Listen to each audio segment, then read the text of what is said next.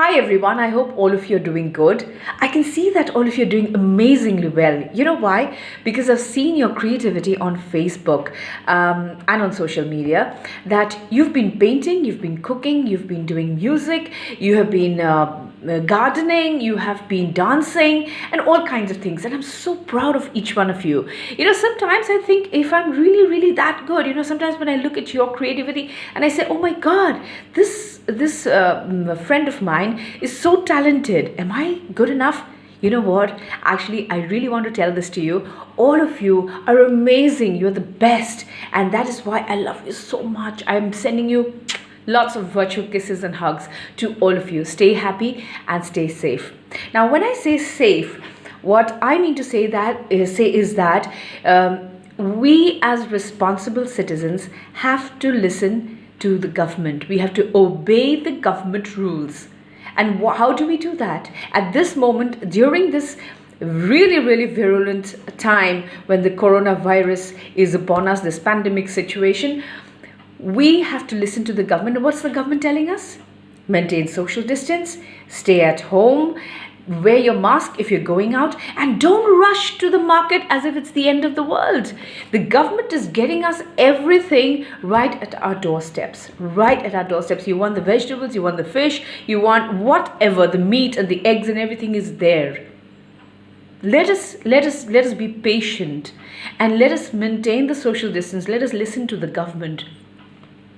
Well, we do have to do our best for that one person, those people who are out on the streets looking for food. I have so many women who come to my home saying that, Baido, give us something, we don't have food to eat.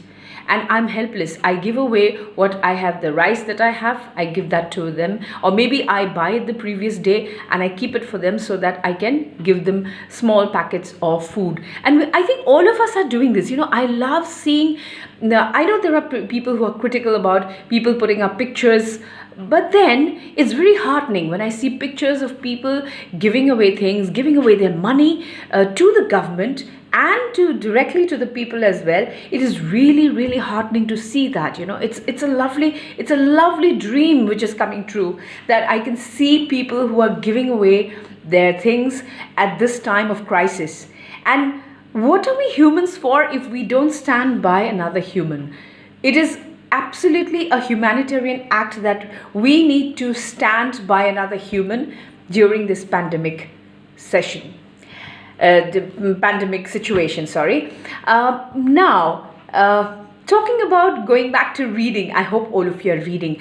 I read a lot. Today, I was telling a friend of mine who does a lot of workout in the gym, and he was telling me, so what do you do? I'm really missing my gym. I said, I do a lot of reading. I read around 4 books in the morning. Then I do a lot of reading of my papers. I've got around 2-3 papers that I read, and then I'm back to writing in the evening. So I have a lot of things to do. And he says, my God, how can you actually read so much?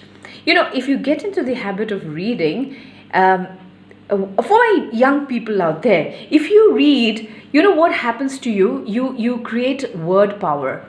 You create a lot of a bank where you have these words inside you, and then when necessary, suppose you're speaking on stage, suppose you want to write a note to some government official, you don't have to hunt and rack your brains to find out what word you're going to use, but then all the stored words which you have read are going to come back to you, and you can write and you can speak easily. So I always tell my young people when I'm doing an I Am the Best session that it is very important for you to read, and read with a passion that you are learning. You are going to learn new words, and for an average adult, they learn around 50,000 words by the time they're in their teenage. So you can imagine, if you continue to put into that bank of words more and more new words, look at the kind of richness you're going to have. Become rich in words. And when I keep telling people you should read and read and read, because readers are leaders, I keep telling this in my sessions, I keep telling this to my students in class. I said, please read whatever you get, whatever. I remember one of my aunties, what she used to read before, long time back, there used to be paper bags where they used to, make these paper bags out of newspapers. And then she used to read the stories from these newspapers, and she would complete stories from those paper bags. And I remember she used to be an avid reader. My mother used to be a voracious reader. I will probably share some of her magazines and books that I still have around the house. I'm at my father's house, so I'm hunting into her magazines and her diaries and her books, and she's got an amazing collection. And just read for the young people. I also had a friend today who said, my God, how do you how do you read so much? The minute I start reading, I fall asleep in 5 minutes. I said, but that's a very good way of falling asleep. If you are feeling tired, then while going to sleep, instead of looking into your phone, you can think of reading a book and fall asleep peacefully. So let me share what I have been reading recently. Like I always say, I read 4 books, and those people in my sessions, they always say, I think she's lying. How can she read 4 books? No, I don't read all the 4 books at once. I just kind of read 2-3 pages of one book because it's interesting, and then imagine the number of books I will finish complete in a month. So I'm reading this book right now. This is Donald Trump. I think on my phone you can see it all ulta. This is the truth about Donald Trump, and it's amazing. It's so interesting. This man is really, really very interesting to read about, and I'm reading him. My other book is this, Assam After Independence by Mrinal Talukdar, and this book is really good. If you really want to know about the Assam movement and what happened after independence and what was Assam like after that, there's a lot you can know from this book. Then this other one is even more exciting because this has been written by Dr. APJ Abdul Kalam, and this is about his about India 2020, and this is a vision that he had for the new millennium. And the kind of vision he had, I'm sometimes amazed at the kind of things he's spoken about the population. He's spoken about the different industries, that he has a dream for India. Amazing book. If any of you get a hand on this, you should try. And this book is something which I hadn't completed. I had started off, but I hadn't completed.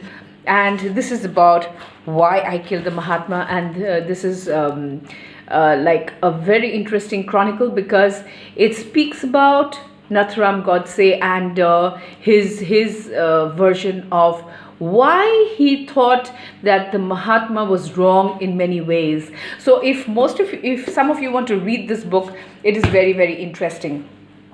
Now, before I sign off, I always speak so much. I would like to share something with you, and this is about feeling grateful. Feeling grateful. I know I shouldn't be saying this all in one video, but then I thought I should say this to you. Recently, I had spoken to my friend Fariza, and the one thing she did, this female, this lady, this woman, this girlfriend of mine is so cute. Whenever I speak to her, it's like a meditative session where, she speaks about so many beautiful things in life that I would love to listen to her again and again. So she said that during this lockdown period, one very important thing that you can do is to feel grateful for the things you have, instead of craving for things I don't have. Well, I never really had any cravings for things I don't have, but then this is such a powerful thing, she said. And believe me, let me share this with you. Since 2016, I have been maintaining a gratitude journal in my iPad, and this gratitude journal has really helped me a lot. My mom fell ill, and we came to know that she was suffering from 4th stage cancer, and we really couldn't help. We couldn't do anything apart from medical help and prayers, and that's it. And so what I did was I wrote in this iPad of mine that, dear God, Thank you for making my mother just like before. Thank you for giving new cells to my mother's body. Thank you for making her just like before. And I just kept repeating this every day. And there are many things. I have probably, this gratitude journal has a whole lot of things that I'm grateful for. I am grateful for the sun, the moon, my eyes, my nose because I can breathe, my ears, my mouth because I can speak, my hands, my feet, because we are never thankful about our hands and feet, are we? We usually, we never thank our hands and feet, at least. We never say that. We should be grateful about our parents. We should be grateful about the house, and we have a roof over our head. There are many people out there who simply do not have a roof over their head. They have over their heads, they are out on the footpath, and sometimes I feel, oh my god, if I could do something for these people, if I could have had enough where I could have built a house for them. These thoughts come to my mind sometimes, but then I think there are a lot of good people who are doing these things for them anyway, and it is also my bounden duty to do it for them. So this gratitude journal, yeah, let me come back to that before I end. Let us be grateful for the small things. Let us be grateful for this earth. The earth is going through a harrowing time. Don't think the earth is very happy because all these people are dead because of the coronavirus. No, it's not happy. The earth never wants to kill anyone. It wants everyone to live. But let us think of the earth as a giver. It has been giving us a lot, and it is time for us to give back. And I think once the lockdown is over, let us look at life from a different angle, from a different perspective, and let us kind of think for the other person instead of continuously propagating hate about another community, instead of continuously thinking that a community is not from here and from some other alien planet. Instead of propagating these kind of thoughts, let us propagate love. Let us live with love. Let us bind all of us together with the chain of love. And during this time, I think during these times, it is very important to be together and not divert from the situation. We are fighting the coronavirus. Let us not divert to religion. Let us not divert to hatred, because if you notice, hatred takes up a lot of energy. Hatred takes up a lot of energy. But if you can love is very simple to do. It is very easy. And love fills you with a lot of warmth. Hatred is very difficult. You have to divert from being humane to a different species altogether. So on that note, I will say I'm sending you lots and lots and lots and lots of love to each one of you. I love you all so much because my heart is filled with only love. I have no hatred for anyone. I have absolutely no dislike for anyone. I forgive everybody. I'm grateful, I'm thankful, and that is why my life is so beautiful. Let us make life beautiful. Let us make the lives of other people beautiful as well. And let us hold them in the warmth of our hearts. Let us hold them in our love. Let us hold them in our hug, in our virtual hugs as well. And once the lockdown is over, once pandemic is over, let us literally hug them and hold them close to our hearts. On that note, I love you all so much. Stay happy, stay safe, stay indoors. That's the way we can help the government. And wear those masks, because it is very mandatory that you should be wearing your masks, and wash your hands as much as you can once you come back from some shopping, marketing, whatever. Please wash your hands. On that note, stay safe. We are going to overcome all this together. We are in this together, and we have to do it together. And that is how we are going to we are going to let this virus go away. Be in love always. Love you all so much.